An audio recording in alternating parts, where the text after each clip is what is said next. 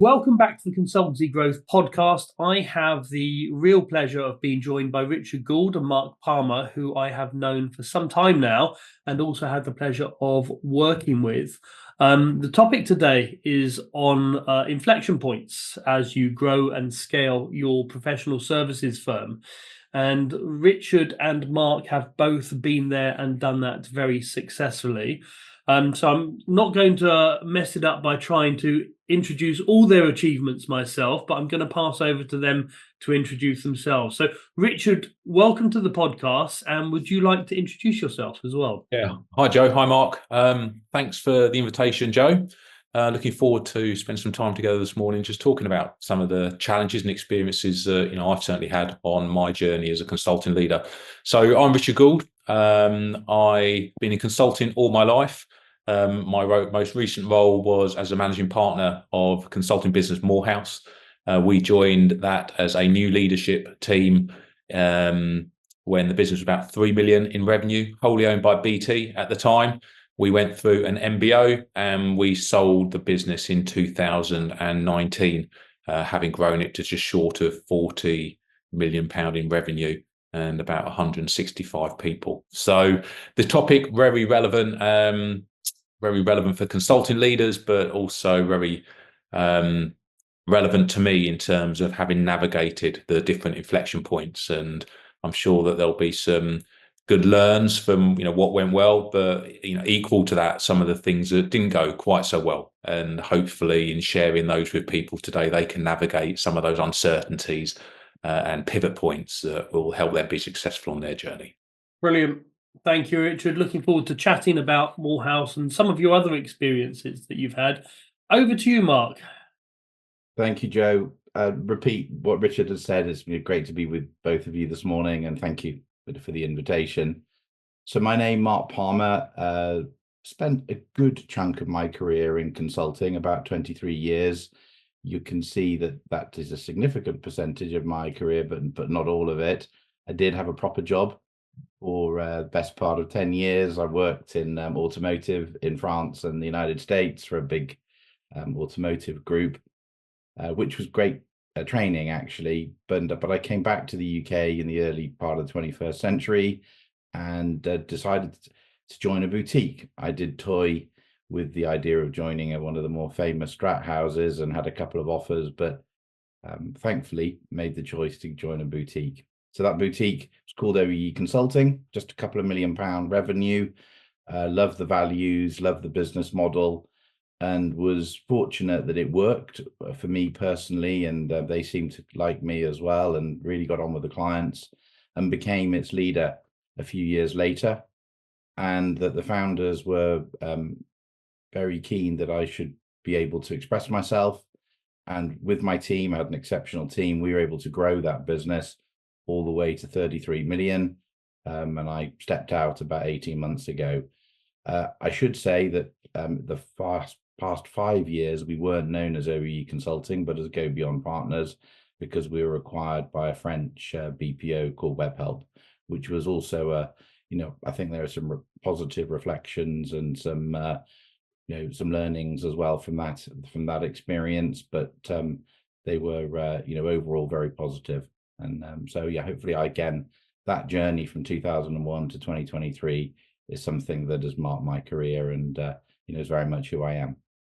Brilliant. Great. Okay, good. Well, listen, before we get stuck in to the details of what founders, owners, or managing partners, CEOs might avoid or might think of doing, I'd like to get a view from you about what inflection points are, and whether how your own experiences of them at a high level,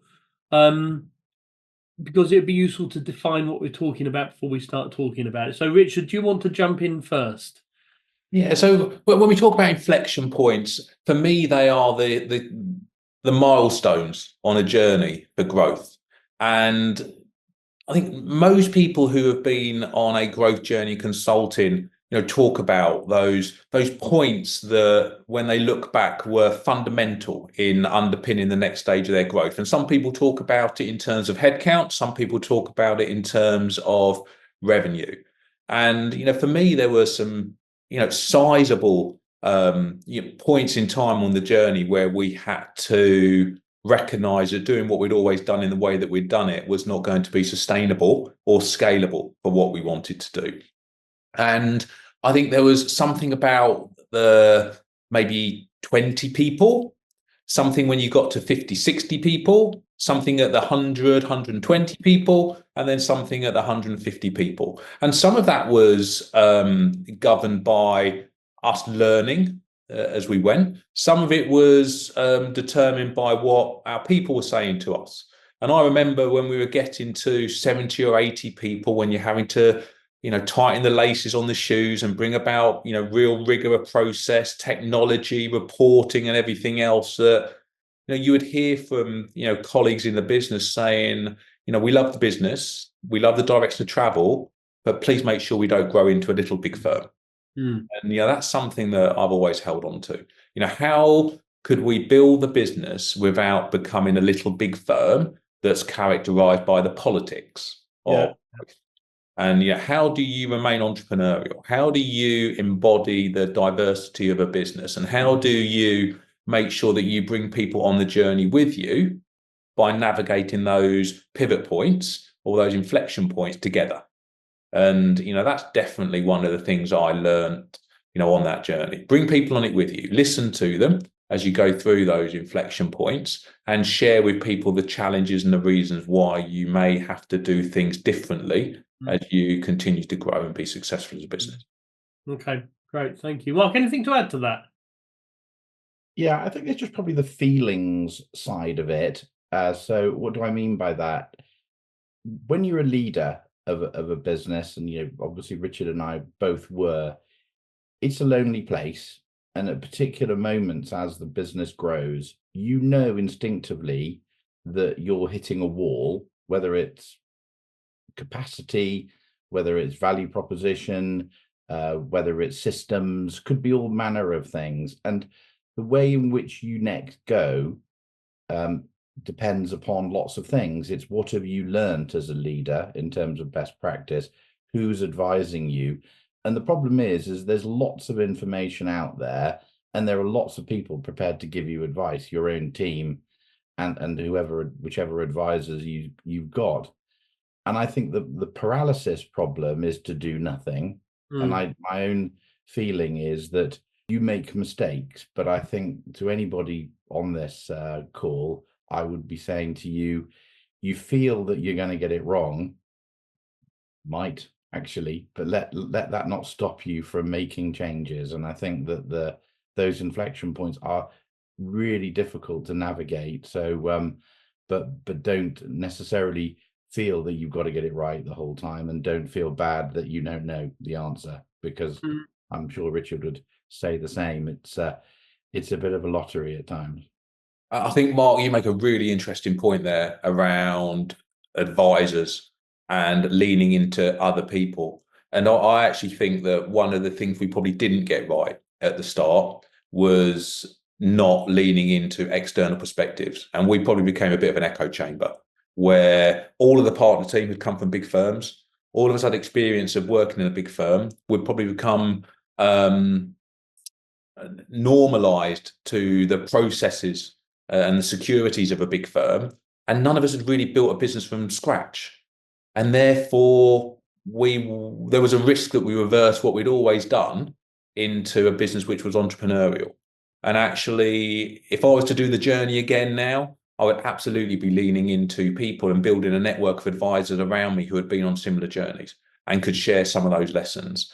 And I'm sure we'll talk about the role of corporate advisors as we go through, but there's certainly a role for corporate finance firms to play. But what I think I'd missed is being able to tap into somebody who had been on a similar journey and could actually be a sounding board and could actually, from their own experience and their reference points, turn around and say, actually, I probably would think about this as an option, as well as the direction of travel that you're going on as well. Because we would have learned a lot that way. Great point. And I think we all will have seen there is the founder mentality, which I think I might have stolen the phrase from you, Mark, originally, where And I've seen it a lot where you have founders who quite rightly are still watching the pennies, but because they're watching the pennies so tightly and perhaps don't want to pay for a decent CRM system or corporate advisors or a board, they're actually missing out on the bigger prize. I think that's right. I think there's an emotional attachment to the profits, that it's their money, because it's their company, and you sort of understand that. When I look at the little business I run today, I probably do have that emotional attachment to what's there in the bank account, so it's perfectly understandable. But yeah, if you don't accept that there is an overhead that's necessary to grow and to become something bigger and better, then that's going to get in the way. And I have seen that time and time again. That said, there are people who are very happy to run a micro business forever at high margin, but that's what it'll remain if you don't spend the money on growth related activities, as we all know. Yeah, I don't mean to bore the listeners, but from the academic perspective, anyone that's been to business school will have seen that diagram of S curves that you get, and there's a reasonable amount of evidence to support the idea that most growth organizations go through a series of S curves if they do continue to grow. The only thing I'd say, having seen that in practice, and I'm hoping you guys will agree, but I can't guarantee it, is that it's rarely as simple as that. And I really liked Mark's idea of hitting a wall, because very often it will be one or two things that cause your growth to stall, as opposed to a series of things and you do them and then you hit the next plateau. And in fact, I would say probably actually trying to do all the things, trying to, I don't know, bring in processes, have a CRM, get a leadership team, all in one stage is probably too much for a small organization to bear. And the other variable, of course, is the economy, which can, greatly affect, which can introduce artificial, if you like, plateaus to firm growth, or even reverse the firm's growth. And that those dips and troughs bring their own challenges. Does that chime with your experience, or do you tend to see quite common patterns, whether it's headcount or revenue? Well, my experience was that yes, the market, although I was always of the view that the market was big enough and we were small enough for actually our outcomes to be much more about our own inputs. So, and that was the bit that was inconsistent, is that if you didn't have everybody on board with the value proposition, if you didn't have everybody on board with the values, if you didn't have everybody on board with, as you say, CRM or how you're going to recruit, those became the problems. If you had 20% of people that were still selling the old value proposition, couldn't get their head around the new one, it was really damaging to the business. We'd had a very diversified recruitment strategy, which worked apart from one person who didn't really want to deploy the new people. So most of the problems for me were around getting everybody on board with a concept, and then you'd riff together. But if you didn't get that bit right, it was quite staccato, and that's what held us up. Thank you. Right, well, let's get stuck into some of the nitty gritty. So let's assume I'm running a, say, £2 million firm. I've got 15, 16 people working for me. Most of the I'm guessing you'll recognize this scenario. Most of the sales are coming through me as the founder. Perhaps I've recruited a fair number of senior people who can deliver very well, typically perhaps friends or people I worked with previously. I'm probably a little bit too diversified in what I do, because I'm chasing anything to bring the money through the door, because I'm worried about everyone's livelihood. But revenue growth has been pretty good. So I've got to the 2 million point, and all of a sudden I'm starting to plateau. Now, we're all three of us are board advisors to various firms. What types of things would either of you be looking for in our first meeting? What types of questions would you be asking, and why would you be asking them?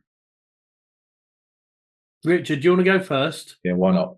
I'd really be keen to understand what you do in terms of your go-to-market offer and how you differentiate what you do and how that responds to current, evolving, and future challenges of clients.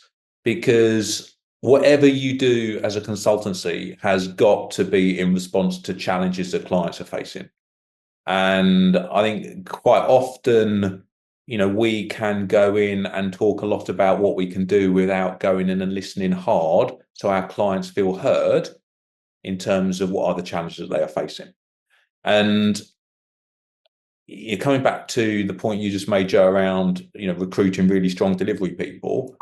As a consulting leader, regardless of what stage of your evolution you're at, be relentless at holding the bar high. Because if you have great people in your consulting business, you do not compromise around the talent that you bring in and you invest in that talent, then with the right people, you are less restricted in terms of what you're able to offer. And there's something around being narrow and focused. There's something around really being clear around how you differentiate yourself. And then there's something around the quality of delivery and making sure that you do the very best job and you leave a real legacy, in the business of clients that you work with. Yeah, great. And I think that also helps you find the sweet spot, because I think a lot of firms, and I guess this used to be my specialism, is that firms sort of sub 2 million, as I say, very often will do a bit of this and a bit of that and a bit of the other, either because the senior people they've brought in like doing that stuff, or the founder likes doing it, or because they're just focusing on bringing the cash in. And I remember one mentor I had said to me, sometimes you need to get smaller in order to get bigger. And by that, he meant you need to focus, as Mark, always tells us, that value proposition. What do you do? And that specialism then allows you almost to get to the next stage. Mark, there's going to be a lot you can add. What would you add to what Richard said? What questions would you be asking, and why? I think client concentration would be top of my list. What you tend to find with a business of that size is that there's one, possibly two clients who traditionally dominate the P&L, and that's been a key relationship of the founder, or if not the founder of the business. So, and whilst that's not unusual and not something to worry about immediately, it's something which is you're going to have to diversify your client base either in the same sector or in other sectors. So making sure that the business just doesn't get used to living off one or two traditional clients and then just slowly ebb away as the client loses interest in what you've got to offer. But equally, and it's making sure that you double down on those relationships as well. And it comes back to really something Richard was saying as well, is that there's real clarity on what you stand for in those clients. A lot of organizations have things have evolved. Consultancies are very good at giving advice to their clients about, making sure that things don't just evolve. But then, physician, heal thyself, we're not always the best at doing that to ourselves.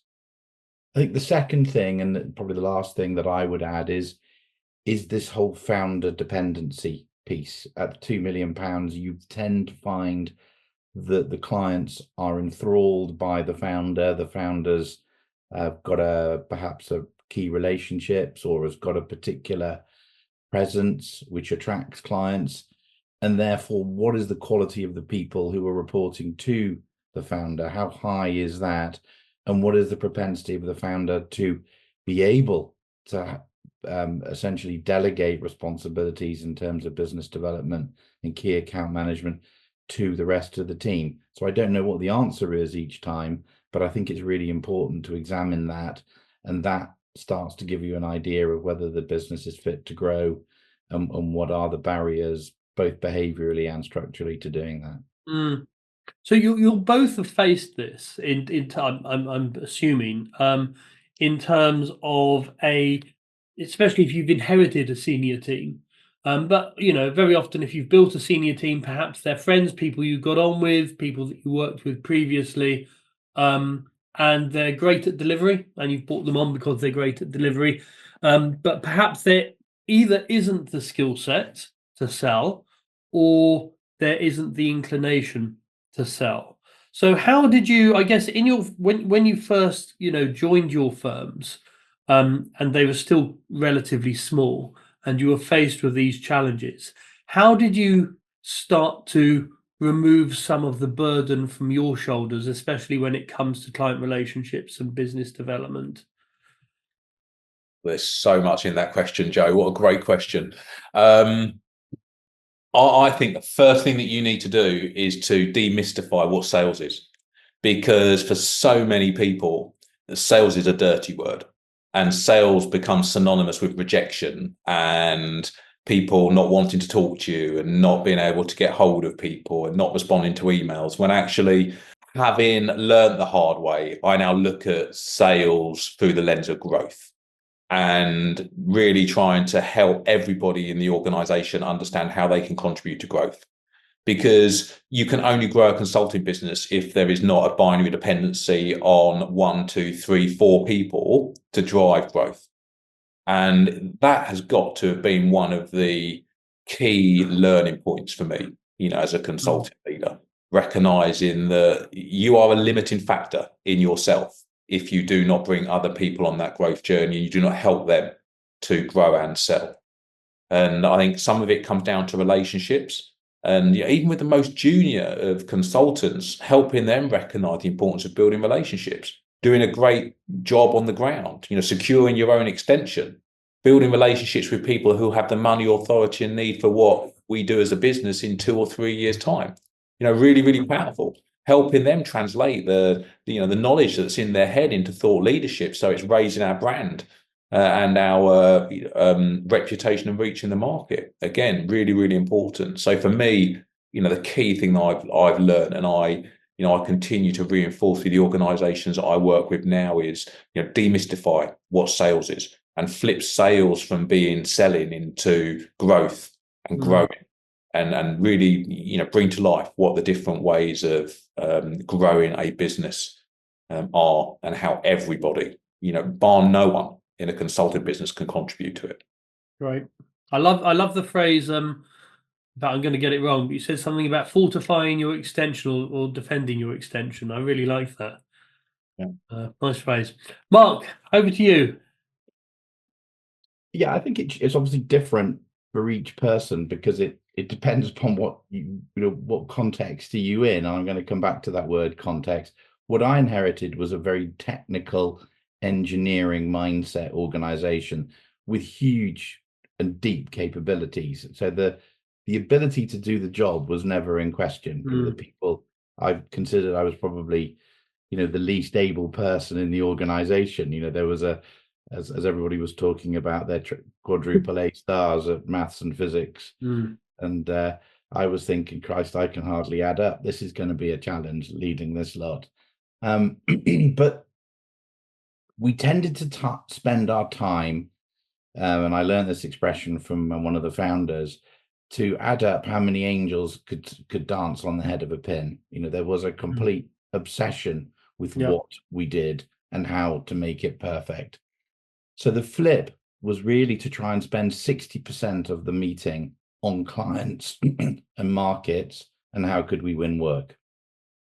Didn't want to lose the essence of how good we were at what we did, because we were very good. We were the best, in my view. Humility being put to one side just there for a moment. But making sure that the client meetings were right. This is the client, this is the size of the client, this is what the client does, these are the client's problems, and this is the way in which we're going to help the client, and this is what's going to therefore make it visible and useful to them. So really, I spent several years trying to put the markets and the client problems in context in our meetings. And that allowed us to introduce things like CRM and strategic account management topics, which I've bored you about before, gentlemen, sorry. But but it worked because we were really making sure that the start of the meeting was about the clients and not about the stuff that we did. And one of my advisors came up with this lovely expression saying that the client is the hero of your narrative, not you. So you've got to put your client and your client's problems. And so we actually, made sure that our meetings did that. And it just did help people to make sure that when they spoke to the client, that they didn't start with the solution, they started with the client's context. Did you find that you needed to replace many people, or was it very much an effort on changing the conversation and the skill set? Over a period of 7 years, a lot of people were replaced. Okay. Most of them left of their own volition because they, not in a nasty way, but they realized that the organization was changing. Yeah. Nobody was pushing them out, but they decided that they would prefer to work in an environment where there wasn't some git at the top going on about the client the whole time. Yeah. So and so we actually left on good terms. In probably, if I would imagine over a period of 7 or 8 years, 60 people left, I would say there's only probably a couple of people that are sticking pins in effigies of me now. Okay. For the vast majority, it was it was just evolution, and people would shake your hand and say, look, I see what you're trying to do. It's not really me. I've decided to go somewhere else, and it was fine. But for the other half that remained, I would like to think that it was a transformational moment, and it made their careers because they went with it. Yeah, I think you're absolutely right, Mark. And I think scaling consulting businesses can be great accelerators for careers for the right people. And, if I look now, having been out of Moorhouse for a few years, of that partner team, 80% of the partners are people that we brought into the business 7, 8 years ago as senior consultants. So have progressed through the business, have seized the opportunity that they've had, grown and developed into roles where now they're leading the business. And I think that's really powerful. And one of the things I'm sure we'll come to later is the challenge that consulting leaders have in recruiting senior people. One of the hardest things, that bar none, in my consulting experience was recruiting really good senior people outside of those that you grew yourself or you knew in the market. And even more so, those senior people that were market focused, there to build a market and to sell or to grow the business. And I guess that speaks to what you said earlier about starting to take seriously the skills, competencies, and attitudes, especially around sales, that you want to have in the organization at a lower level, so that in 5 years' time you are producing a decent number of senior people yourself, rather than having to look to the market. Yeah, I would say it needs to be 70-30. You need to do at least 70% internally. Yeah, some lots of expensive mistakes. And you sometimes it's hard to tell if they're mistakes when you're hiring them. So it's not always the hiring process. There's some very capable people who get through that.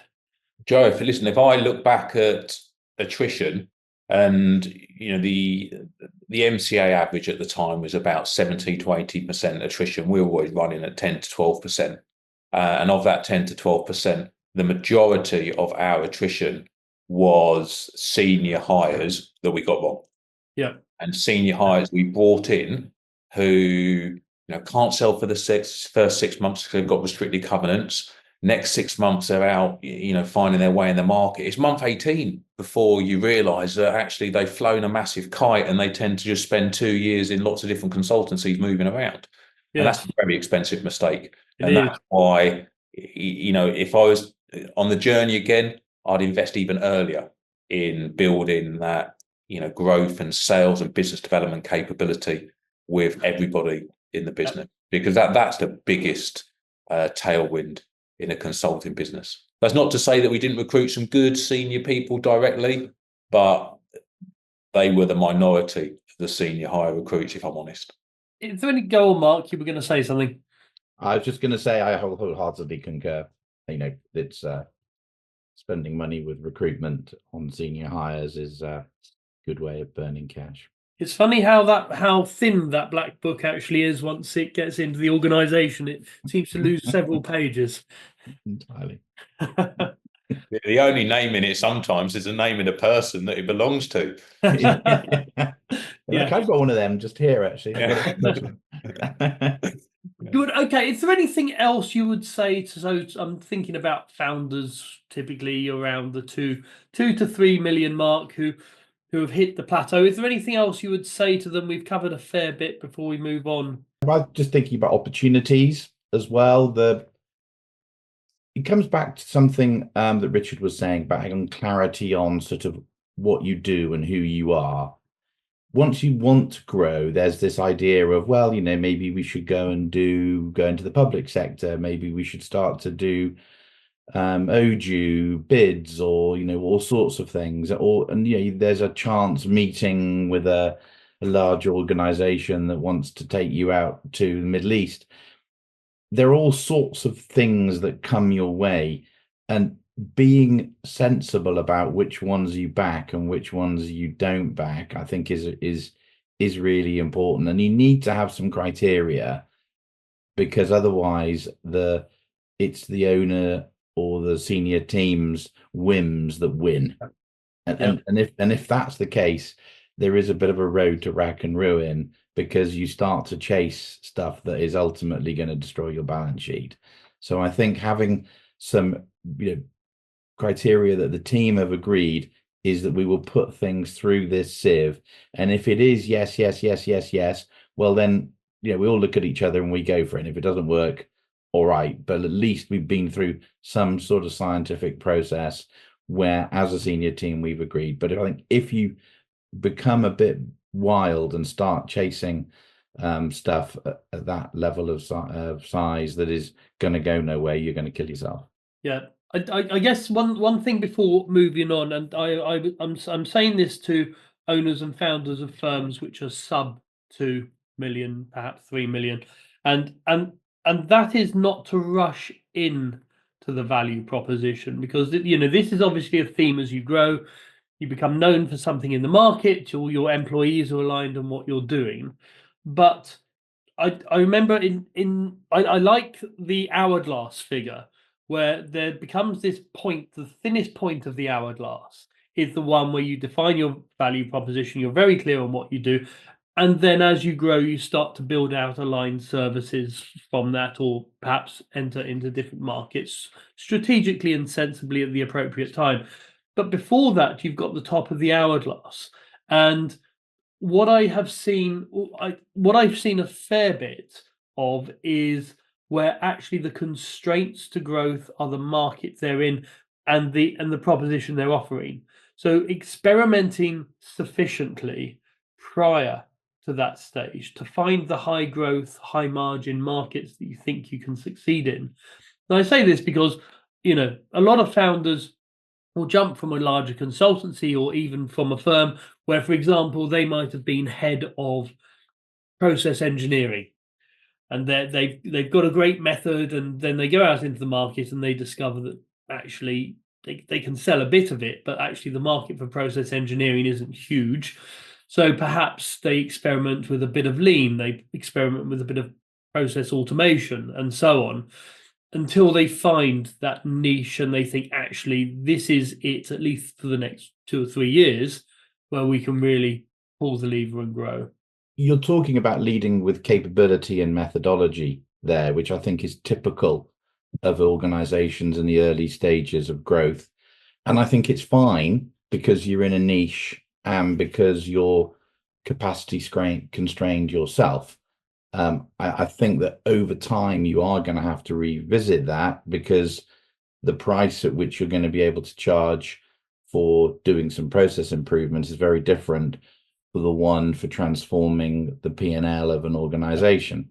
Yeah, and clearly you're going to want to position yourself for transforming the P&L of a large organization, rather than getting known for resequencing some of their back office processes, and therein lies the rub. But I think it doesn't matter too much at the start, because you're selling based on deep methodology and probably relationships, so your price is probably going to be okay. but so I agree with you. So the value prop isn't fundamental at that 2 million stage. It will be, in my view, and I think Richard agrees, at the next one, because of course it's not the founder or the person who's dropped out of that large organization who's going to be leading the work or leading the sale, and therefore the specialness, if that's a word, has been removed. I agree 100%. I think it's the next stage where that rigor, discipline, consistency in terms of what you do and translating that into what clients need becomes really relevant. Great. Okay, so I have been fortunate to have you two as business advisors to my £2 to £3 million consultancy, and I've taken on your advice of empowering the organisation when it comes to business development, reducing some of the risk, honing my value proposition, and perhaps refining a few processes here and there, and being very clear on what type of work I'm taking and what type of work I'm not. So I've then grown quite successfully to the next stage, which, let's say, somewhere between 6 to 10 million, I think, is a reasonable location for the next inflection curve, depending on the firm, depending on the markets, and all the rest of it. What challenges do you typically see around this stage? So we roughly know what we're about. We've got a senior team who can sell. So what challenges did you guys face in your own firms once you got to the next inflection point, and how did you overcome them? Yeah, I think a couple of things here. Richard touched upon it earlier, pipeline management. So we're scaling the business now. We want to make sure that we're clear on who our clients are. We want to get the whole business engaged in this, and you need the leader as well to be hugely invested in the whole process of going to market. So I think at this point you will need a marketing team, maybe not a massive one. You're going to need a CRM system, and you're going to need your senior people putting enormous amounts of energy into making sure that your CRM system works. Yeah, and I think a lot of people buy CRM systems, spend a lot of money paying for the software licenses every month, and it's not up to date. It's frustratingly inaccurate. You can't use it for forecasting. It just becomes something which is almost a cost to the business. And I would implore leaders of listeners that there is another way. This should be the beating heart and center of your business. It really should be. And that comes through role modeling, and it comes through just a relentless hard graft on getting it right. I think choosing the right software provider is important. I'm not going to mention any names for fear of being finding myself a lawsuit, but privately I'm contactable for my thoughts on that. But there are some rather large behemoths who I would avoid.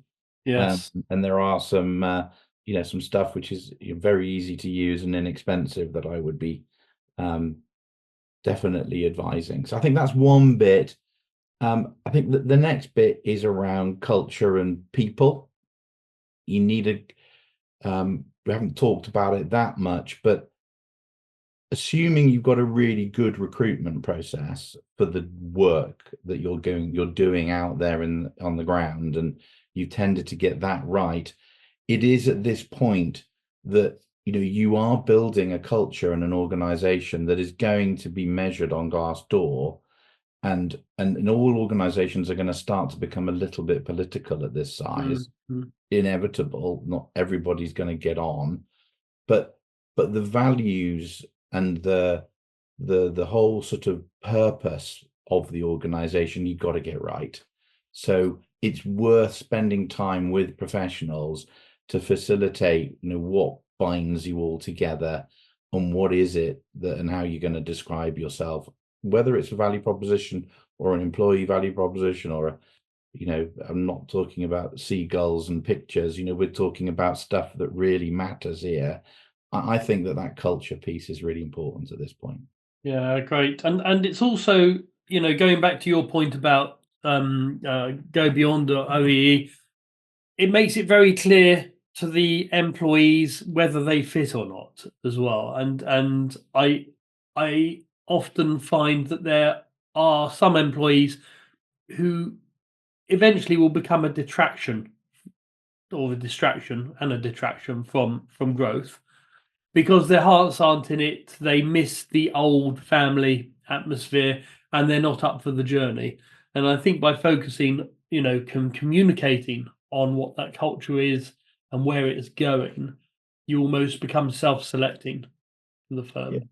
Yeah, no, it's entirely. We work with a company in Cheltenham and spent a couple of days, lots of tears, lots of real heart-wrenching stuff, and people telling us stories about their lives that I would never have wished that they necessarily felt they needed to tell. That wasn't the objective of the session, but it's interesting how it all comes out, and at the end of it's a lot of good, and people understood why people said and did and behaved certain ways, and as you say, some people did leave, but it was a knowing decision. It wasn't an away from decision. It was for the right reasons decision. But going through that process of really examining yourselves quite deeply for us was really helpful. Yeah, I think from my perspective, just building on Mark's point, people, you've got to focus on the people, double down on the people, keep the bar high, engage, excite, create opportunities, empower people, give people the problem, not the solution. When I was in one of the big firms, the partners would just tell you what the answer is and ask you to execute on the answer. We got to a place where we would, with a great deal of humility sometimes and vulnerability, say to the people, this is a challenge that we've got. Let's roll our sleeves up and try and work it through. And I guarantee you, they got to a far better place together than we would have got to as a leadership team, with our own set of reference points. I think the other big learn for me, remove the table stakes. You can never compete on salary in consulting because someone will always outdo you. Someone will always throw a joining by bonus. We worked on the basis that we paid total earnings in the 90th percentile, base salaries in the 70th percentile. We never lost anyone based on that. And it was just a key thing that we went out to market, we were really clear about, and we didn't lose people because of table stakes. What we were able to recruit people on was culture, was on opportunity, was on the ability to, develop and progress your career. And, I suppose, the other thing that jumps straight front to mind now is just decoupling that often challenging discussion that breeds from promotion and being clear around progression versus promotion and how people progress their careers. Promotion That's a really nice point. I like that. And again, something I learned the hard way. And especially with new generations coming through who, are all competing with people who are outside your organisation. How do they feel that when they go down the pub on a Friday or Saturday night, they're talking about how they're progressing, how they're doing well, how they're adding value, how the organisation that they're working in has the right ethics, is doing the right thing in the right way for the right reasons, not mercenaries and, just chasing the money all the time, because experience, I've certainly found has, been more important than the money, which has, become table stakes in so many organizations. No, well, look, I agree. And I think it's one of the main differences between consultancies that succeed and consultancies that don't is that ability to hang on to people through non-financial means. I think it's almost top of the question list, and you can talk to person after person, they will all agree with that. And it's actually the reason why I think a lot of organizations that set themselves up as consultancies within large organizations don't work, is because they just don't have a gig. What you're talking about there is having a gig. Yeah, and building a business based on transparency and no surprises. In the big firms, it was a random number generator that determined what performance rating and what bonus I got. And it was people who didn't even really know me would sit in a room and work it through, and then I'd be reversed into a normal distribution curve. And, in Moorhouse, we were really, really clear that there was no normal distribution curve. Actually, if we had everybody at the 90th percentile when it came to performance ratings, then that was a good place to be. And if people coming out of a performance discussion were surprised, then we had failed as leaders, because there shouldn't be a surprise. If you're having regular conversations with people, if you're clear around what good looks like, and you're providing regular feedback and having regular discussions, there should be no surprises. And again, I think that is a key way to build goodwill. And goodwill is the only currency that we really have in a people business. So you build goodwill, build fellowship, create excitement, create engagement, then people are on the journey with you. And that's really, really important. Really, really important. Now, consultancies exist in two markets, as I often say. They exist in a market for clients and also a market for people. And we've unusually focused on the people at this stage. What would you say about the client-facing organization around the 7 million, say 10 million mark? What should I be thinking of as still the founder, owner of the firm? And I've got a proposition. I have I'm selling reasonably successfully into a wider group of clients. Is there anything I should be thinking about in terms of the market or my offering? Well, I think the first thing there, Joe, is from my experience, when you're getting to that 7 to 10 million, sometimes it's not always the founder who's at the head there.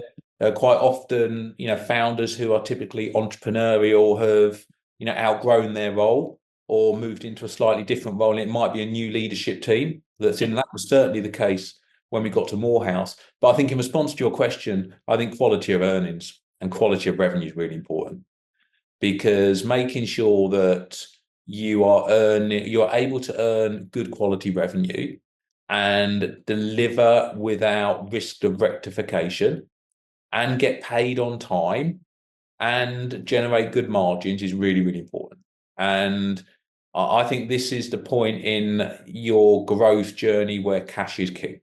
Right? Cash is king at every stage, but this is where you bust a business if you have not learned early enough that cash is the option in the business.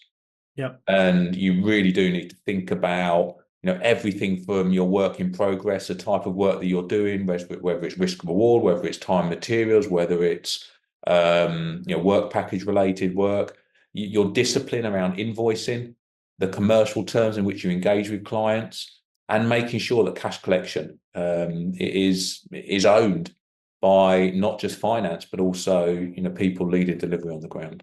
I'm going to come back to the value proposition stuff here, because I think that we've talked about the uniqueness at the £2 million size, but I think that now at the sort of 6, 7, 8, all the way up to 10,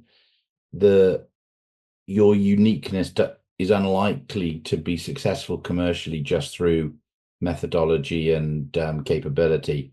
So I think this is the stage in an organization's maturity where having a value proposition which describes the client's problems that you solve becomes essential.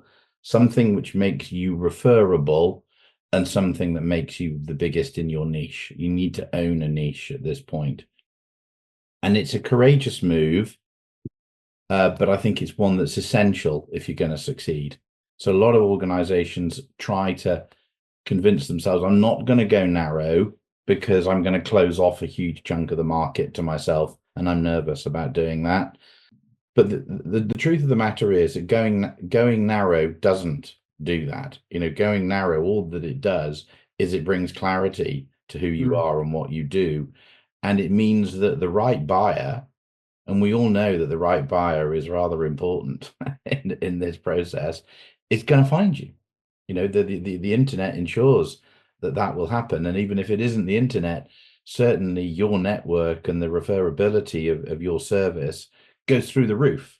And when I mean go through the roof, I mean there is an exponential magnetism to your business generated by going narrow and going in that courageous space that you're now going to own. And the benefit of that is it gives some purpose and some energy to your marketing as well. Yeah. Yeah. Because if you can't make that decision to go narrow, then your marketing is inevitably going to be wishy-washy and have no real oomph to it. But once you've decided that this is the client problem that you fix, well, your marketing team will hug you, if they're any good, and start to be able to support the sales engine. The expression I used to use is the marketing can then start building the snowballs for the rest of your team to throw. Yeah, but up until that point, there are no snowballs. There's nothing to throw because it's wishy-washy mush. We've got a website, we've done a webinar, we've done a conference. Well, what did you say? What was around it? It's all the time, it's diluted. So you can tell I get a bit excited about this, but you need to be on concentrate, not on dilute. And I think that is what a business really, the ones that have turbocharged their growth at this point have been on concentrate and not on dilute. Oh, great. That's a really nice, lovely phrase to bear in mind thinking about this. Okay, so there's a few more stages that we want to talk about. So I'm going to move on, but I've still got you as board advisors because you're still adding your value. Although in reality, actually during this journey, you might change your advisors depending on the expertise that you're needing. But let's assume. By the way, I've already recommended to one organisation that they get rid of me in about 18 months and take Richard on instead, just to illustrate. Oh, there we go. Great. Yeah, good. Because I've realised that there's somebody better in the market. So, yes, and that speaks to your point that you haven't mentioned here, but you've mentioned various times in previous conversations about paying it forward. Which integrity and honesty around advice is crucial. So I've still got you guys, and I've grown past the 10 million point now. I have a CEO in place. I've put myself as chair, let's say. My margins have dipped a little bit, I'm finding, because I'm investing a fair bit in training and culture and all of those wonderful people things. But what I have now, I've got my eye on sale, perhaps. So I'm starting to think, well, it's time for me to go. Perhaps I've diluted my share ownership. I've given some shares to some of the leadership team and certainly the CEO. So I'm heading past 10 million. What types of what are your priorities here? So, like, who would like to go first? What are we thinking? What should be top of mind post 10 million? Do you want to go? Yeah, I will do. So there's a couple of things in here. I think if you are on a trajectory to a transaction, then baseline your business. Be really clear around where you are and where you need to be to maximize value, because any of the key levers that will have a material impact on value will take time to ensure are in the best possible position. And we talked right at the start of this podcast about the role of professional advisors, and corporate finance is certainly one of them. And from my experience, corporate finance are phenomenal when it comes to putting a wrap around your business, going out to market, finding some interesting buyers, coaching you through a sales process, and getting the best value that they can get. Yeah. What I really missed was the advisory support in the 18 months to 2 years before we engage corporate finance to say, this is where you need to be when someone puts a wrap around you and takes you out to the market. These are the key components that will have an impact on value. This is what value means for a potential acquirer. This is therefore what you need to focus on. These should be your priorities around alongside everything else that you do. And, again, we learned the hard way. Two things that, we hadn't done very well was knowledge management and codifying the tacit knowledge of our people. So when they walked out the door, we didn't lose the skills, knowledge, and experience that, they had in their head. And, the other piece was around some of our systems and processes. None of those things were hard to do. We just didn't know that they would command a multiple that was important for us in terms of valuation. So, some of the conversations that, you and I have had, Joe, is around the unknown unknowns. Now, how do you uncover those unknown unknowns? Because if you've managed to grow your business to this level, you've clearly got something in your business which is magical and will support growth. So don't constrain your growth by not reaching out and listening to the advice and guidance and support that can help you to get to where you want to get to. Richard, I very rarely talk about the services that I or my guests offer, but you have thrown the ball up there, so I'm going to knock it into bat. Do you know of any great services that founders might look at when seeking to discover the unknown unknowns or benchmark their organizations? It's a leading question, obviously. We've all worked on this kind of stuff for a long time, and you could go to any of the corporate finance firms and they will come up with a colourful wheel or a list of drivers for growth and everything else. The challenge that I found was that they were very good at painting a picture theoretically in terms of what you wanted to do, but there wasn't anybody who'd been in my position as a deal principal that could help me, coach me, support me, challenge me, and provide some accelerators. So, I think what we are able to do now is, having been on the journey of other founders, to share what those growth drivers are and to really share the knowledge and the experience and the skills and the scars of what will help organizations get to where they want to get to. And it's a not for now conversation, but I think the work that we've done around the growth drivers and the accelerators that will absolutely drive value. And I think the reference points in your experience and the case studies that we can point to are quite significant. And, again, more than happy to have conversations with any organization on this, growth journey, just to share some perspectives and the learning. So, people really do realize their full potential when it comes to a transaction of a professional services business.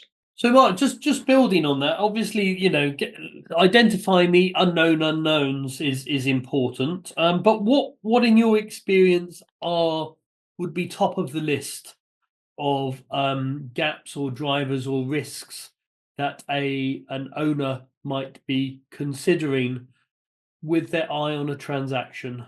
I think brand is an important one here, and I'm talking about not so much employer brand, although I'll come back to that. The two are linked.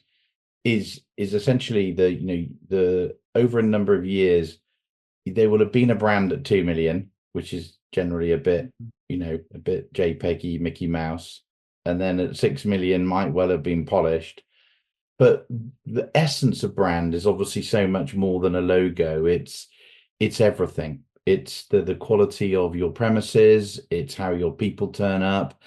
It's your website, the content you produce, the conferences you run. So at that point, we had a complete shakedown of that and relaunched the organization. We moved premises. We moved out of 3 beautiful Cotswold barns and into some, what for some people would be soulless premises in Oxford on a technology park. But what were we doing? We were moving from being, almost from a cowshed to actually being in a metropolitan area and on a motorway and on a railway that took us into London in 45 minutes. We went from orange to this, beautiful blue. We made sure that rather than doing conferences in our cowshed in Oxfordshire, that we would take the Design Museum and we would bring Matthew Syed and Natasha Kaplinsky along. Wow. And would do, 80K events with 300 people and the very, very best content. So it was a conscious decision that if we're going to get to our £25 million objective, and we're around 10 million at the side, we're not going to do it playing around. Now, what we didn't do is therefore pay out the same bonuses. What we didn't do was maybe have such a lavish meeting room fit out as we might have done. But we made a conscious decision that this is where we're going to place our bets. And I think that for us, brand was big, but we did do the employer brand alongside it. And what I would recommend a lot of organizations do is the sort of Sunday Times top 100 piece. You get the award if you're any good, and that's good in terms of attracting, but also in terms of selling who you are. But the bit that was most valuable was the feedback from our people. And our people told us where we were good and where we weren't so good. And the secret sauce was over a period of a couple of years where they told us we weren't so good, we fixed it. And actually, there's nothing quite like doing what you say you're going to do. And after 2 years, we watched our Glassdoor score creep up from 3.8, 3.9 to 4.7.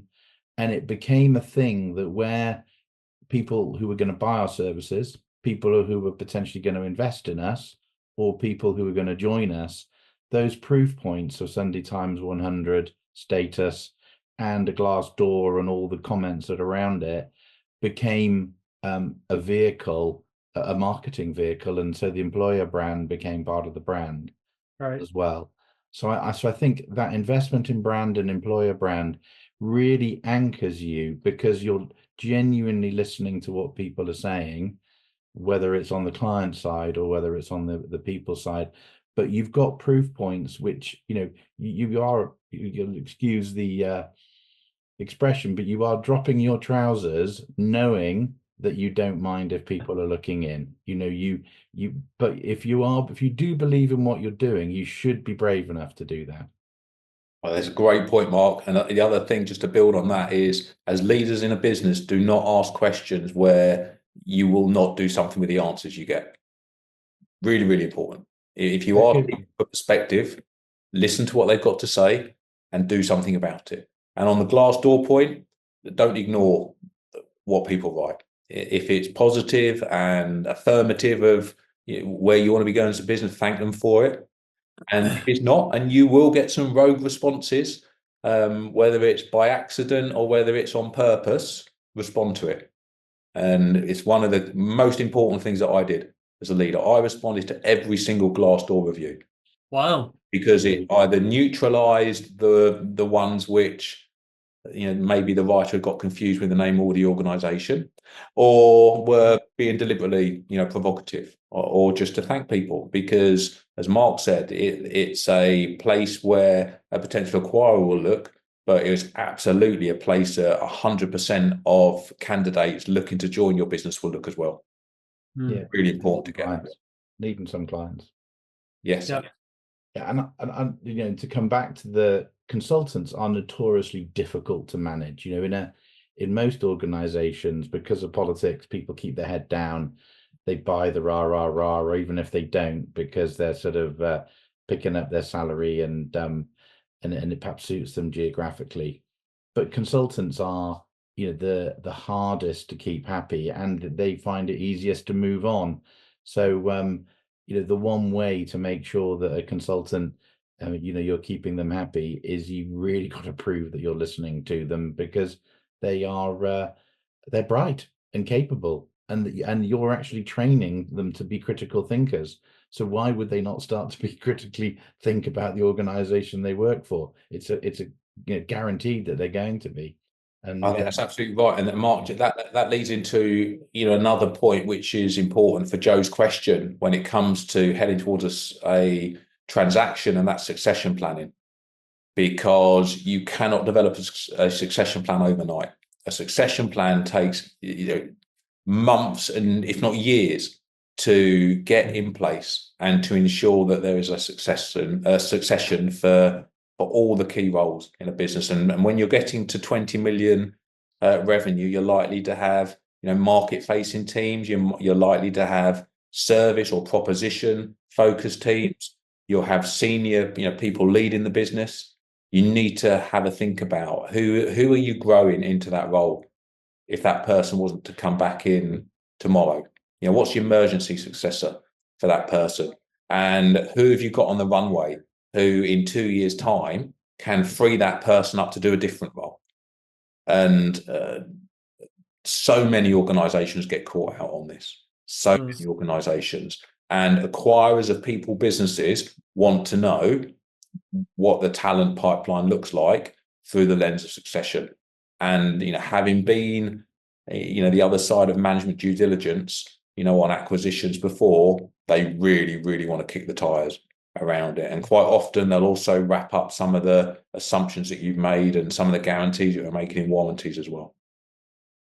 I think on it's a really good point, and it makes me think of conversations I've had with several founders or CEOs or owners around how risk averse investors and buyers are. And I think that's something that a lot of owners miss because they're focused on the profit and the growth and the aren't we a wonderful company.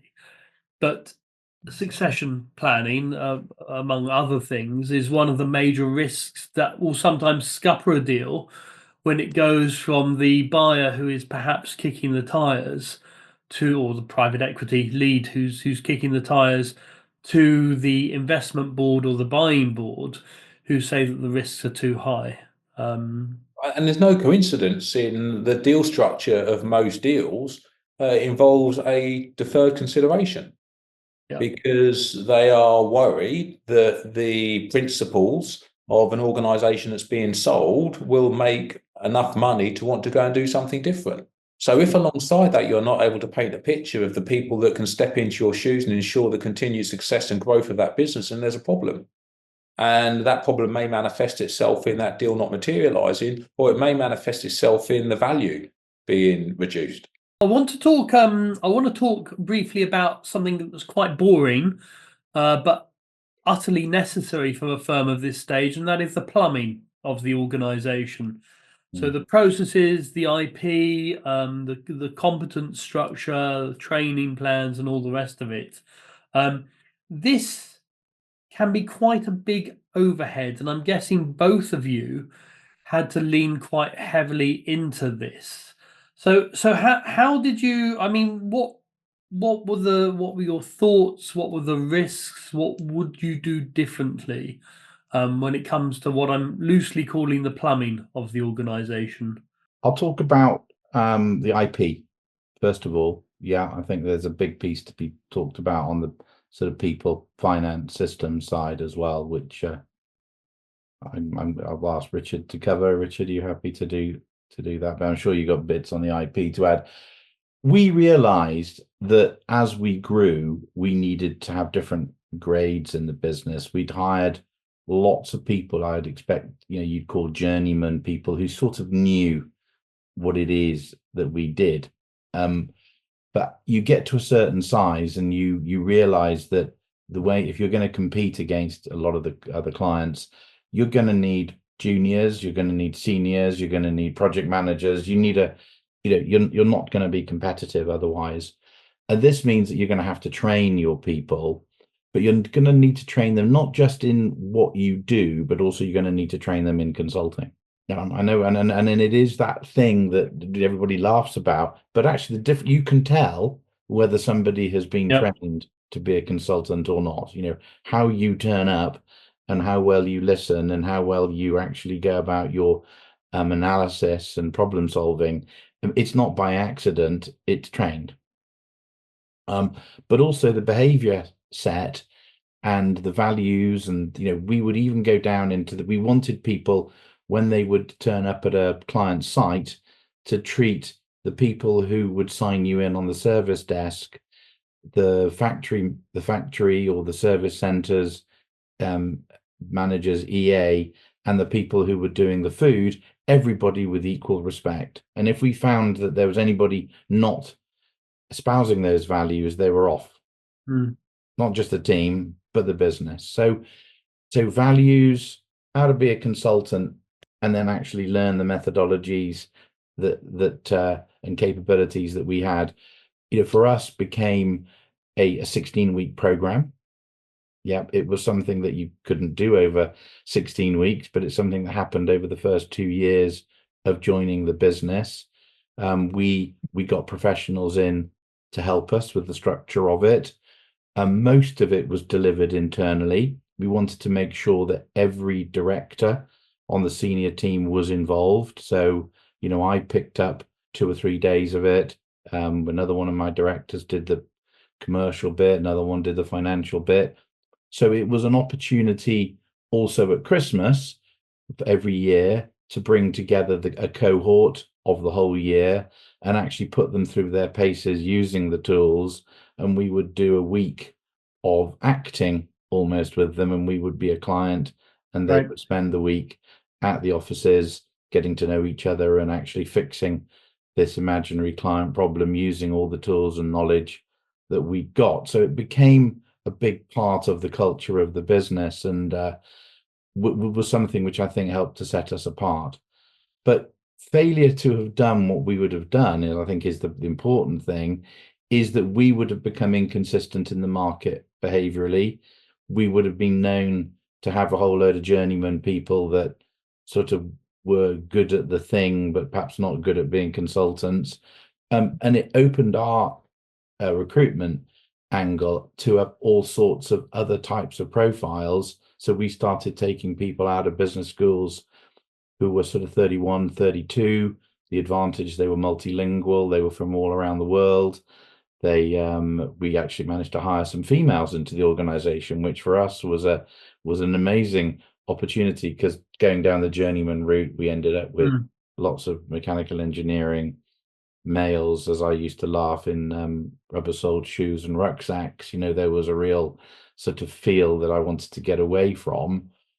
So building that IP was necessary, because you need to be able to have consistent approach and ability to deliver the programs. But it's much more than that. It's a culture defining moment. You're building a consistency, but in so doing, you're actually building in diversity as well, because you're opening up your organization to all types of backgrounds and all types of age groups, because you're going to be able to absorb them into what you're doing and who you are. Yes, and I guess in most firms, certainly more investable firms, that leverage ratio that probably becomes evident approaching the 10 million mark, where you have teams that justify talking about a leverage ratio, requires perhaps sometimes younger, lower paid juniors that need more guidance and IP to ensure that they do a decent job. 100%.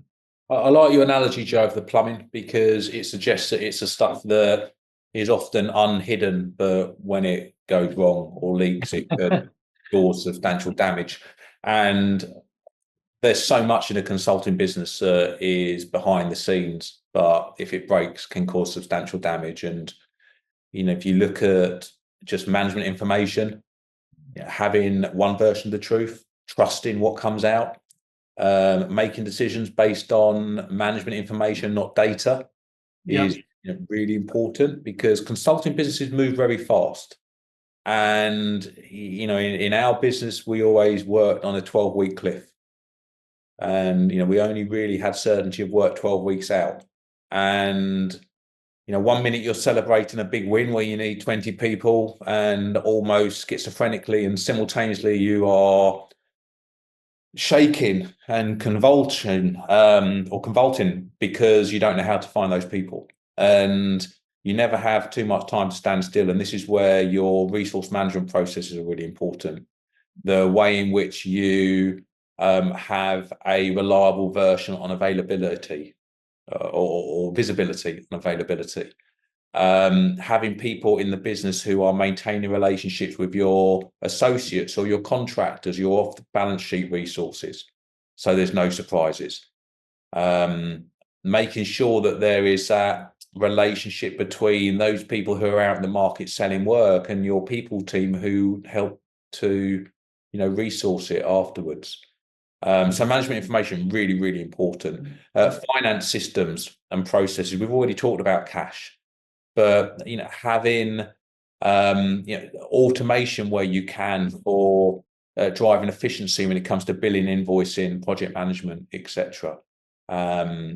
Making sure that you've got fail safes where there's also ways to track what is meant to be coming in is coming in the right way. Having clear ownership and accountability around it too. Marketing we've touched on, but making sure that marketing is aligned with sales and people too, because we want to make sure that we're winning awards, We want to make sure that we have a reputation in the market as being the best that we can be, but we also want to make sure that we are generating content that is relevant to the challenges that clients are facing, and making sure that we share a perspective in terms of how we can help clients. We can share a perspective in terms of what may be around the corner, and how do we help clients see around corners? How do we translate some of the policy, some of the regulations, some of the legislation, some of the market dynamics, some of the turbulence in the market that will create opportunities but can also create risks? Because actually, if we are sharing something and reinforcing that something through different media, then clients may want to pick up the phone and say, look, I saw that resonates actually with me. Can we talk about it? And that's where some of your inbound comes as well, having a good balance between outbound, which can be expensive, and inbound, which if you execute it really well, can be inexpensive or less expensive. I think it's important for it, and to be honest, if you're a CEO or owner at this stage of a firm, you probably know this, but don't always act on it. And this is the idea, you talked earlier, Richard, about the multiple of EBITDA. Well, if you've been focusing on EBITDA on growth for a long time, sometimes it's a bit of a mind shift to thinking about the multiple. And at this stage, you'll often make more, if you can get that multiple up from 6 to 8, you're actually going to have more impact on the valuation of the firm than if you got the EBITDA up from 20% to 22%. And so this idea of building the machine not only minimizes the risk for potential buyers and investors, but it actually produces a higher value firm at the end of the day. Well, not only does it do that, Joe, it also reduces the risk of EBITDA dilution or multiple dilution. Because when a consulting business sells their business, the valuation is based on a multiple of EBITDA. And I've never been involved in a business that I've either sold or advised companies on where that multiple goes anywhere other than down. Yes, yeah. And all of the stuff that we've been talking about helps organizations to protect themselves from that EBITDA multiple reducing through due diligence. Yeah. Good. Okay. Sorry, Mark, go on. You were going to say something. Okay, it's a few minutes ago now, but I was just going to come back to something that Richard was saying, which was around this piece around your resourcing capability. And I just thought a couple of numbers might be useful there. So we were trying to resource around, if I think around this 10 million mark, how many people have you got? You probably got 50 or 60 people, and we probably had around half of those were associates. So let's say we were using 30 associates at that time. To give people an idea, we probably had a 500 associate strong book to be able to regularly do 30. Yeah.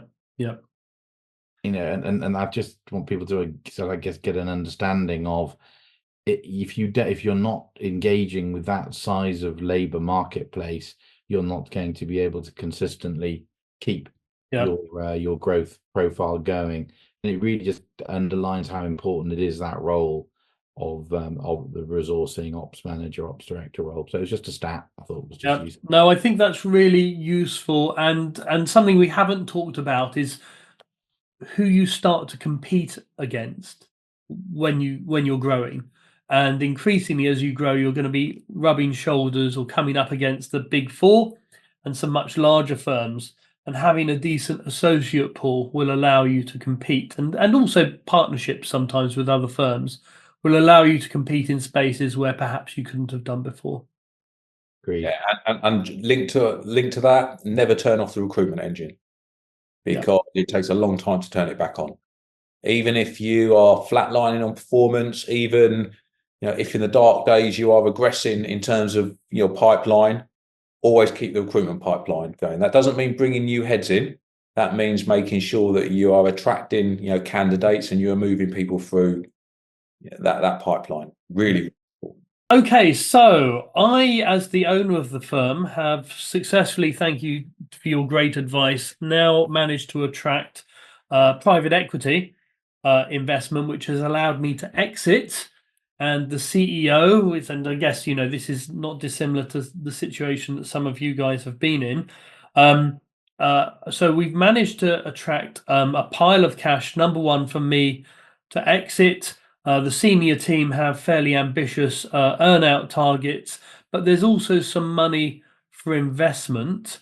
So we're now well past the 10 million mark. Perhaps we're on 20 million now. What's going to enable us to hit those two targets? Number one, of you hitting your personal earn-out targets, but also ensuring that the firm continues to scale past 20 million. So yeah, a couple of levers that we used, which I think are worth considering. So one is sector. We haven't really talked about sector that much. I think back at 10 million, you might have some sector persona on your website and own a sector notionally. But we certainly, and I would advise people to look at having investing in sector expertise. So having, perhaps 6 or 7 people dedicated, perhaps banking, insurance, health, retail, but you're not going to win against the big four and the larger companies if you don't know the markets and don't know the sectors in some real depth. So I think if you're at that size and you're going to consistently win against those people, you need to have deep sector expertise. So you need your marketing team, marketing analytics, digital, to really back up those sector teams. Right. And I think linked to that, Mark, you've probably also got the same investment needed on your services and capability side to make sure that you've got the ability to deliver what it is you do really well at a bigger scale, because you want to be doing the longer term work with larger clients and quite often different geographies as well. Yeah, and I think that's absolutely right. And I think about it, some of the hires that you now make, again, as we've said before, you probably don't want to be bringing in sector MDs from externally. You need to be probably making them internal ones, but you can, with I think less risk, bring in sort of hires or a couple of layers down from that, or if only one, and they are going to bring new insights and new methods, and your IP base needs to be flexible enough to actually embed the new that new IP that's being brought in. You can't have an IP bed that doesn't evolve quickly in line with those what you're trying to do.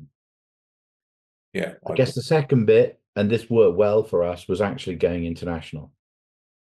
So we went to Kuala Lumpur and to Germany in particular, because and I think the Kuala Lumpur example is more interesting because we felt that what we did, there was a gap in the market in Asia.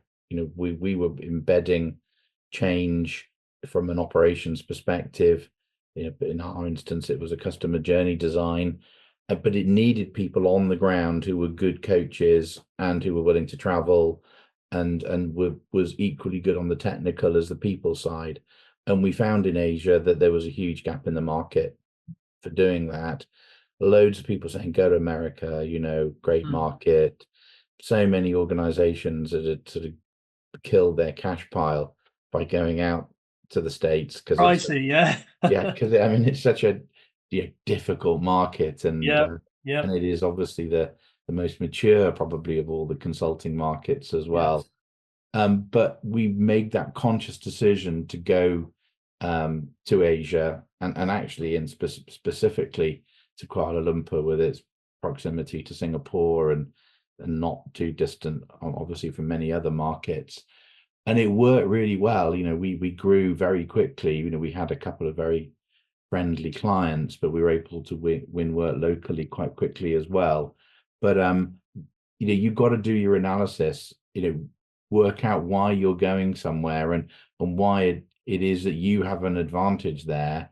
It much in the same way as you were successful initially in the UK. So but don't go for what that very often happens is is the ego driven, yeah, we're going to the state type thing. I would be pushing people very hard to analyze whether that is the right decision or not. And just quickly, I mean, it is risky, and people can go too early, when there are still great opportunities in the UK and perhaps Western Europe, and so reiterating your point about really doing your research on the market and where are you going to get the people and what's the long-term plan, because in some ways it's like starting up another company just in a new territory, and I've seen a few times people go too early, or as you say, based around ego because they want an international company and things go wrong and expensively wrong.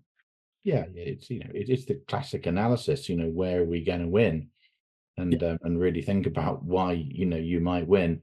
And our decision was done almost pretty much post Brexit, so we were there was a bit of an emotional time, as you'll probably remember, where the sort of German, French, Italian markets. I mean, it was more Germany and France that were of interest to us, but there was a sense that we weren't very welcome at the time, having rid ourselves of this turbulent priest called the EU. It was the sentiment wasn't great at that time. Yeah. Richard, anything to add? Yeah, I think this size of business now is going to be really dependent on robust governance.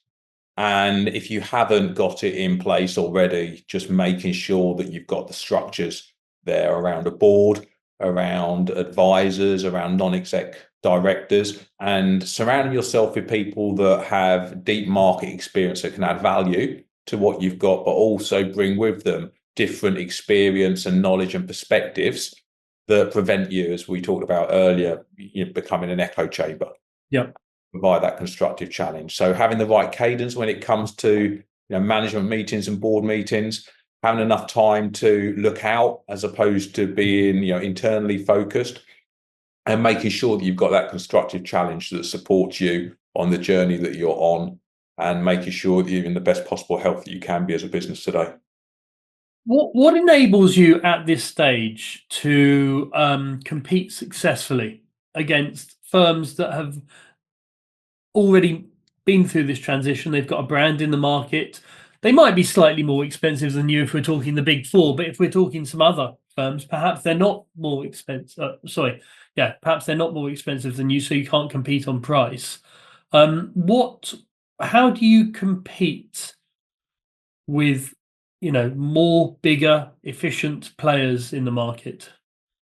I think from my experience, it's being able to leverage relevant track record and experience. I think it's also as much about how you do as what you do. So, we always said that we wanted to support clients on their most strategic challenges, and we wanted to work in blended teams, and we wanted the client to put their very best people alongside our best people. And we believe that all of our people were really, really strong. And in doing so, and through multidisciplinary teams, it would mean that we could leave a legacy of increased skills, knowledge, and capability in that organisation when we left. That's very, very different to the big firms that we found ourselves competing against. Yep. Because big firms are motivated and incentivized to putting full teams of people, and when they leave at the end, for things to fall down so the client can't afford for them to leave and bring them back in. And we took a very different mantra. If it's that important to you, client, then let's work together on it. Don't pay us to learn about your organisation. Pay us to bring our skills, knowledge, and experience that you haven't got in your organisation to fix your biggest problems. And in doing so, we will support your people to build some of the skills and experience that will help you continue to be successful when we finish the work that you've engaged us to deliver. Right. Mark, anything to add on that? Yeah, I think a couple of things. I think, one is, we joined the MCA and made it we wanted to win awards. That was part of it. We also wanted to learn from the rest of the industry as well. And you're looking for a kite mark as well when you're not a household brand. Yeah. So the kite marks we talked about Sunday Times 100 or, top 100 already, the kudos from winning awards, those are things which matter to clients, actually, because if they've never heard of you, but they can see that brands that are associated to you that are ones that, household names. I think that helps. But I'd come back, to the winning work. I mean, I completely concur with what Richard was saying in terms of being there to transfer skills and ensure that effectively you're planning your exit as soon as your entry, is really what he's saying, which is really what a good consultant should do. And a lot of the big four don't do. So it does become a USP, the fact that you're planning to leave, and you're planning to leave on the best of terms with all the deliverables done. It shouldn't be in some ways a differentiator, but it is. But I think the other piece to win the work is, we come back to the challenger piece, which we talked about before, is to be non-compliant. And what do I mean is that very often the exam question, which is set in the RFP, is one that you're going to have to go along with until you get to pitch. But I would recommend that in a situation where all things being equal, you need to stand out. Now, you've got to run the risk of becoming last in the pitch, but there is no point coming second or third out of four. You either need to come first or fourth. So on my basis that I'm you prepared to come fourth, well, sometimes if you're prepared to come fourth, then you need to go in hard and probably tell them that the exam question was wrong.